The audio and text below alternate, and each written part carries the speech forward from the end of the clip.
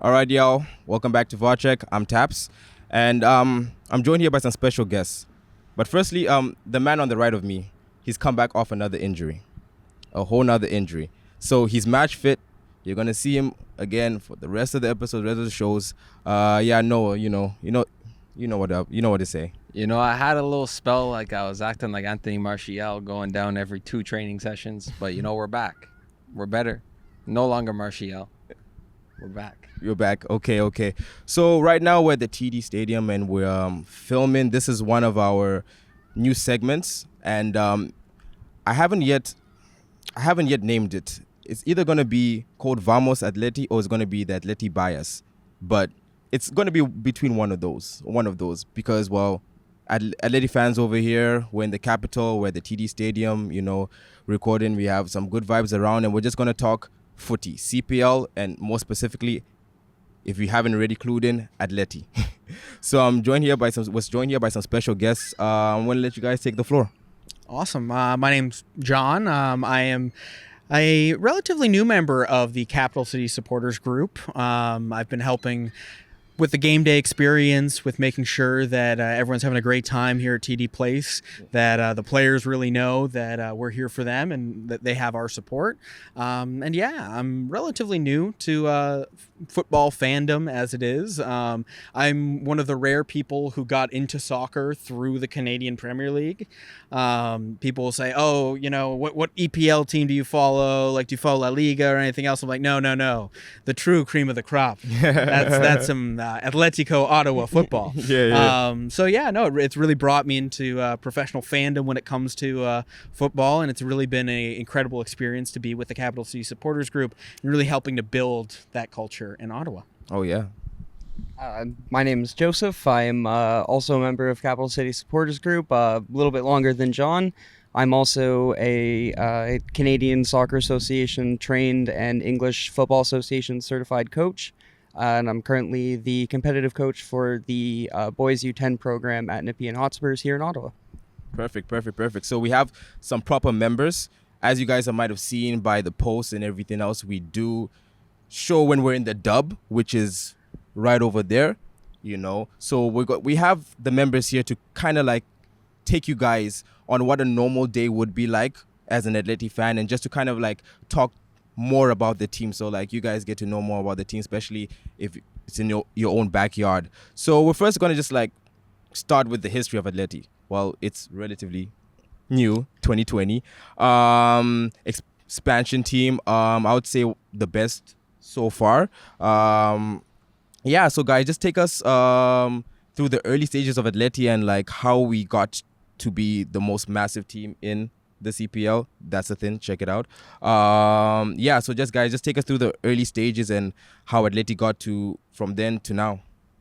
Yeah, so it's been a difficult journey, as I think our CEO Fernando has said a number of times, where we started right in the middle of the pandemic, 2020. Right then, we had to then build a roster during a pandemic, and trying to get players visas, trying to get people into the country. And you also had a lot of players that were Canadian and were planning to play abroad or wanted to play abroad, but couldn't because of visa restrictions, because of travel restrictions.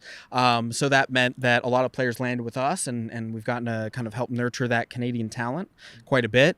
Obviously not the best start when you're hobbling together a team in the spring of a pandemic, but that first year was a little disappointing in the Island Games that we didn't move on.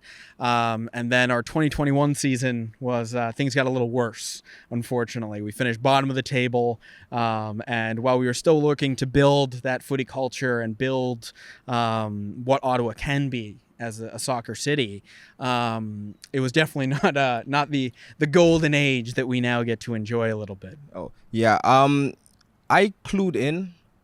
I would say from CCSG during the COVID season, and I think the first game, I think Acosta scored, and I think he was playing left back, and he plays everywhere. He plays everywhere, but I think he was playing left back and he scored, and I was like, oh, team in my backyard, let me get all in onto it. And as you said, the first few seasons were not the best. We did have the talent, but once again, expansion team, throwing together a roster, but the next season went a little bit better.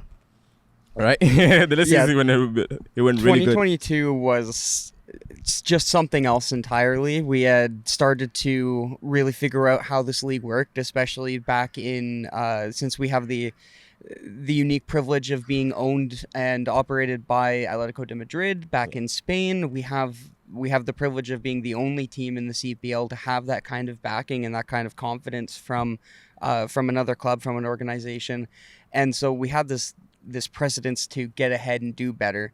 And so they wiped the slate and they went with something they've done before, which is a Spanish coach with a little bit less experience, brought him over and said, let's see what he can do. And Carlos Gonzalez showed us what he can do, and he took us from worst to first.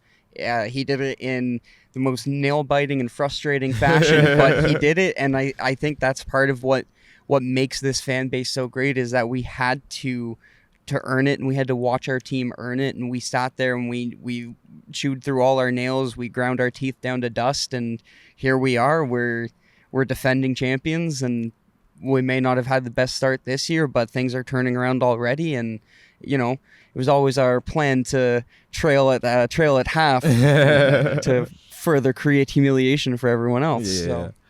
No, so as you're saying, we went from like the bottom to the top, and it was like if you were there through the whole process, which a lot of the fans were, because the stadium pretty filled up with the record third in the league for attendance, and I would say, to be honest, I don't look at the numbers, I say we're first, especially when it comes into the dub, and you just see like the energy that the team brings. And I think that once again you mentioned the relationship we have with the team, the fans as well. As Noah can say, can partake, coming to a few games. I think one time I was there, you were there, and we're like, oh, you went to the game? I'm like, oh, of course I went to the game. I was like, oh, I went to the game. Next time, let's sit. You always keep avoiding me. I'm not avoiding you, bro. The big thing with Ottawa in particular, it's a big city in terms of there's over 1 million people that live in the city, but it has a small town feel to it. Like, it's a very tight-knit community. And especially in the sports scene, you look at like the Red Blacks, Atleti Ottawa, the Sens to an extent, attendance getting back up there. Everyone rallies around the sports teams.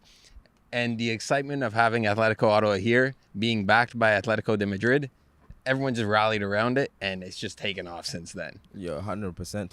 Yeah, and part of it is, and it's interesting because it is both a tight-knit community insofar as what we're looking to foster and what we're looking to build, but it's also a very welcoming community. Again, you're talking about a guy, I played left bench in high school soccer. I mean, I'm not necessarily the poster boy for a lot of, who's going to be help leading and pushing soccer culture forward. Yeah. But everybody really kind of embraced me as I was getting into it and learning and growing in that. And obviously I've come quite a long way. I'm a quick study. Yeah.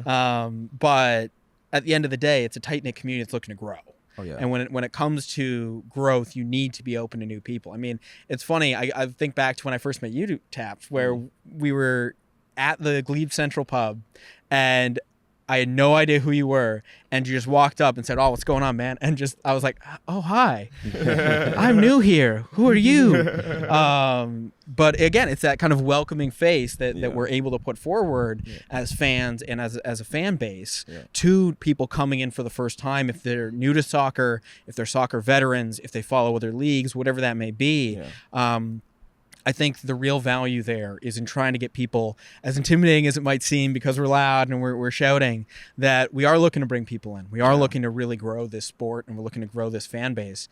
So it is a tight-knit community, but it's one that's ready to weave some new people into the fabric too. Yeah, for sure. Perfect. So you mentioned GCP, the Glebe Central Pub. That's kind of the main stop. So we're going to take you guys right now, before we discuss anything else, into a regular day of, I would say, an Atleti fan in the dub section, or any fan really.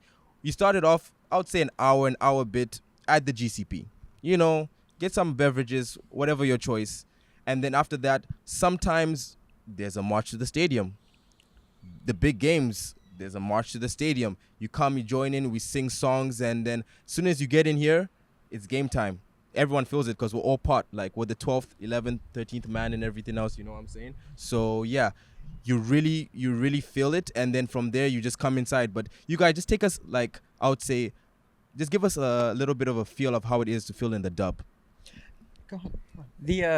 The dub is unlike any other sporting experience I've ever been through. I'm from a very small town, 45 minutes out, Smiths Falls, and for us, the big sports team there's the Bears, our junior A hockey team, and the crowds that they would get, it would be half the town sometimes, and we'd all be there, but no one was watching the game. It was just a place to be that wasn't our houses. There's nothing else to do. We had no movie theater. Our post 2008. Our parks are gross.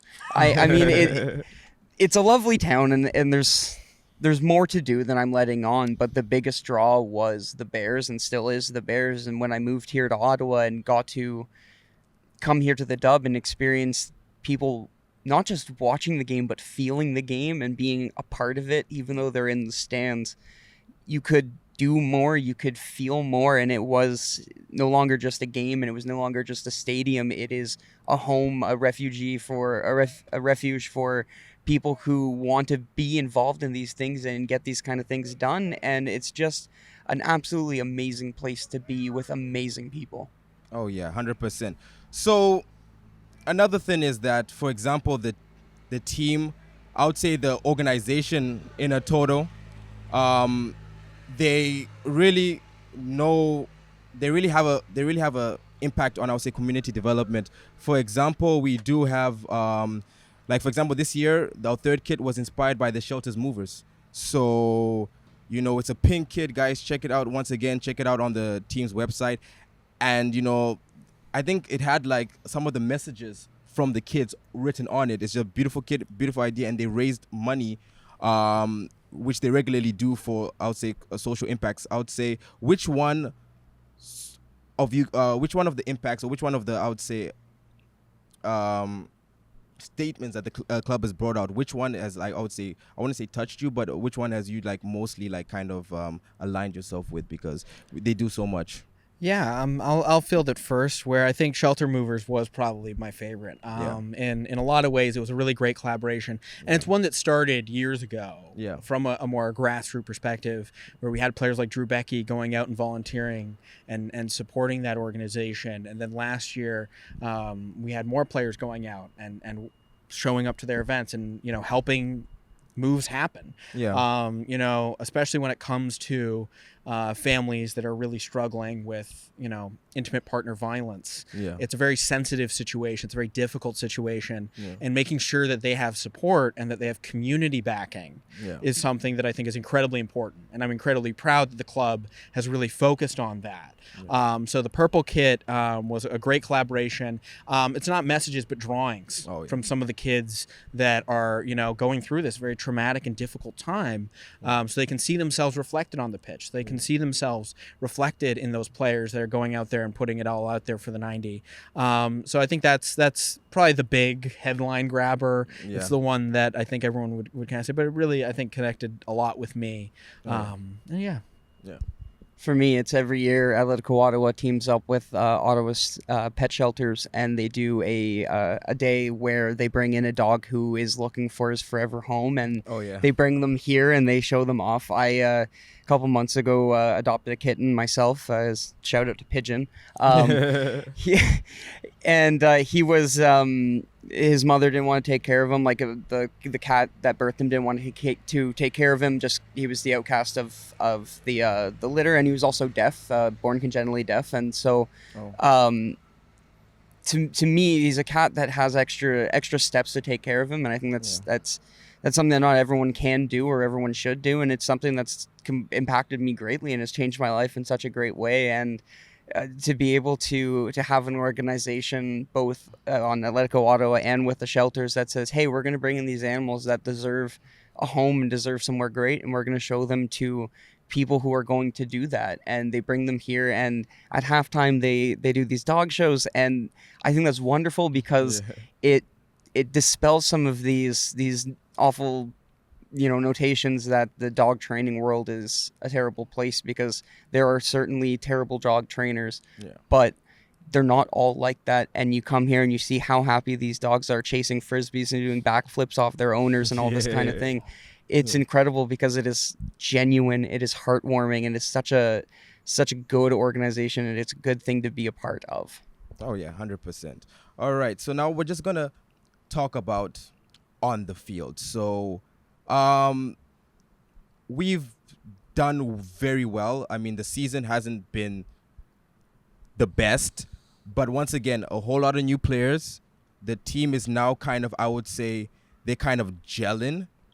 So we're still in the looking for a playoff spot, but we want the league, and we want that microwave plate. We didn't get it last time. I think it was one of the biggest turnouts the last game in the final against Forge. Unfortunately, we couldn't get it done, but right now we are looking really good. 4-game win streak. We have a game later on today when this episode is going to be recorded. I'm not going to make no predictions. But from, I would say, a gameplay aspect, what are you seeing that you weren't right now that you weren't seeing at the beginning of the season right now? I'll take that one, Coach? Our Yeah, you have to leave that to Coach. Our passing is getting better. To me, that's been something that's been a concern. It hasn't been something that's been monumentally changed, but it's something that there's been enough minute changes that it's started to make it up for me. At the very beginning of the season, we'd see players like Assi and DeSantos just whip it down to the other side because they were used to having players who would go out wide, and that's not something that Ottawa necessarily always had. We'd have one side that had no problem going out wide and the other wouldn't, so the other side would start coming in narrow and the other side would start going out wide to compensate, and we couldn't quite get that done. But now we're starting to get these less fancy but more utilitarian short passes up and down the center, which is so needed and was so lacking. And on top of that, we're not just hitting the ball out short on the sides anymore. We had a certain fullback who had a tendency to kick the ball at the shins of whoever was in front of him just out of, I want to say, speculation, desperation. It felt like whenever someone was even close to challenging him, the fullback would knock it away, and it would just straight to someone else's shins. With slight change in who's on the field when, we have started to see those kind of incidences go down, and that's, to me, is such a big change of just these stupid little avoidable giveaways, especially in passes. They're happening less and less, and to me that is a sign of a team that has started to pick apart small problems before tackling the large ones. Yeah, 100%.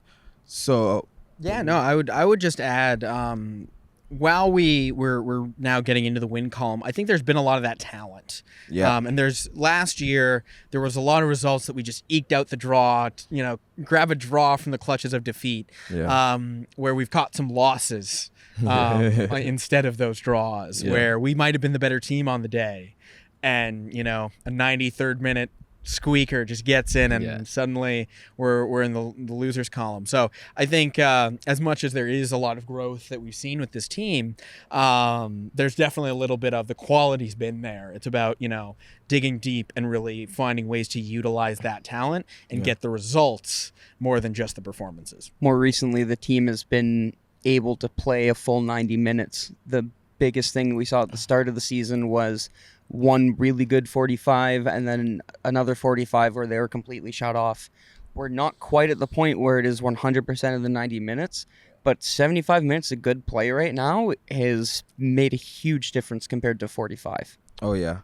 I would say this team always had talent.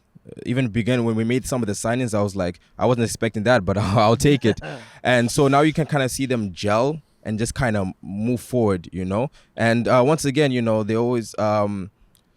the one thing about it is that I think they're now believing, and now that every single season I think we've always started with a whole bunch of new players, so we have to once again gel, know how we play, but we've been consistently keeping, I would say, some of our core players. We still have Shaw, my striker, we still have Acosta, my captain, and those are some of the core members that have been there, I think, for a few years. So they come in this, it keeps on the consistency, you know what it means.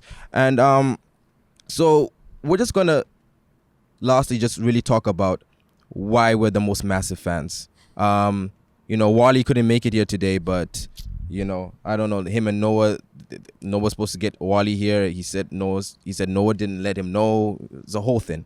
Anyway, so you know, just let us know why we're the most massive fans in the league. So I want to touch on Wally while we're here, because for me that is such a symbol of what this fan base has become. Who is the best supporters culture, who has the best fan base, will always be a debate. It doesn't matter what league, what sport you're in, it will always be a debate amongst fans. There shouldn't be a clear-cut answer.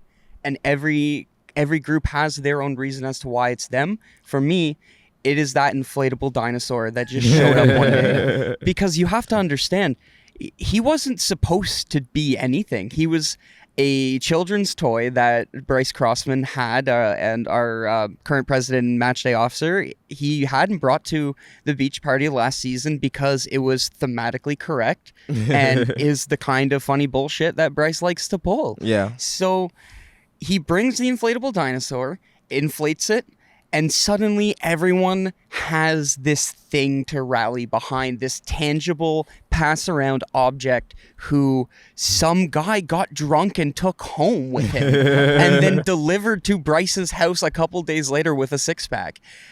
And from that moment, Wally represented all of us. He represented our fan base, and he came back game after game. And behind the scenes, there was always this talk of, all right, how many games does Wally have left until people are kind of done with the novelty of him? I don't know, because it's still going. People are still at the 75th minute. If he's not fully up and ready to go, people are questioning, people are worried. They're like, what's going on? Did the batteries die in the thing? Is Wally coming? I have heard people get here and immediately just say, oh, I hope Wally's here today. I don't care if you're coming just for the dinosaur. What matters is you're here, is that we're all here.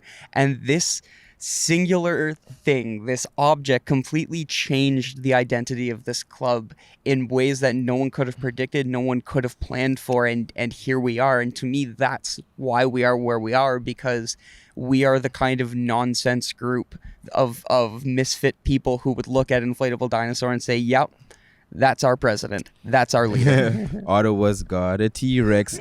Every single, like, thanks for the ad-libs, bro. Every single time you leave the stadium, that's one of the songs that's ringing in your head. Like, so that's just a few of the stuff that kind of, like, I would say brings, like, the whole sections together, you know? You know what I'm saying? He knows what I'm saying. Yeah.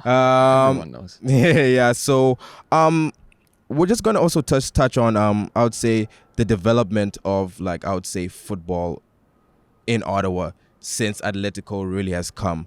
I see it trending in the right direction. It's just really, I would just say, we just need a little bit more people to come up, more people to show up to the games. I mean, why not, as you say, like, it's a Saturday, it's a weekend. If it's on a weekday, you can make space, you can make time. Yeah, so I would just say I see it going up in the right direction. What do you guys kind of see? Like, what do you guys kind of see? And I'm a little less connected to the more local football scene. I'll admit it. But what I see is when kids come out to the game, one of my favorite parts is when the players are signing stuff afterwards, because you're never going to get that anywhere else. You're not going to get that at, an NHL game where the guys, they make too much money to take that time, and there's just not, it's a different atmosphere. Here, these kids are getting to run up to the guys that they really admire, and you've got special little moments, like a young man, one of the mascots who are the kids who hold hands with the players as they go out, made a particular impression on Ollie Bassett, and they went and kicked the ball around just on a random Saturday for his birthday. Like, those kinds of things are what I think are really driving so much of the growth, is getting kids to really have those experiences that kids elsewhere have had with their local football clubs, and that inspiration that really comes from it. But I know Joey's much more attached to the Ottawa scene as a coach in the Ottawa scene, so I'm sure he's got some good thoughts on it. Having a professional team in your hometown changes everything for coaches, for kids, for parents. It becomes something real. It becomes something that kids can participate in from day one to the day that they put on their cleats for the team. Yeah. It It is a goal. It is an attainable goal. They can come here. They can meet the players in a way that you couldn't meet in any other league. Like John said, bring up the NHL. But even you think the guys in the Premier League are going to take this kind of time. We all see those feel-good moments on TikTok of, Mbappe hits someone in the face with a ball, so he brings a shirt over to them after the game. Yeah.